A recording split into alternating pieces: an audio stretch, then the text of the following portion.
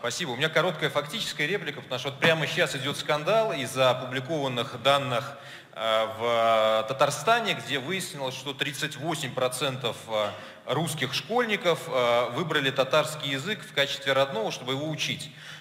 Тут надо пояснить, что на самом деле они его выбрали, потому что после того, как вот отменили обязательное изучение этих национальных языков, единственный способ учить язык республики – это выбрать его в качестве родного, потому что он больше не преподается никак. И люди, так как они живут в Татарстане, они хотят понимать татарский язык, они выбрали 38%, ну, условно, там, русских родителей для своих детей возможность учить вот несколько часов татарского языка в неделю. И, ну, просто была устроена по этому поводу абсолютная истерика вот в последние 2 дня.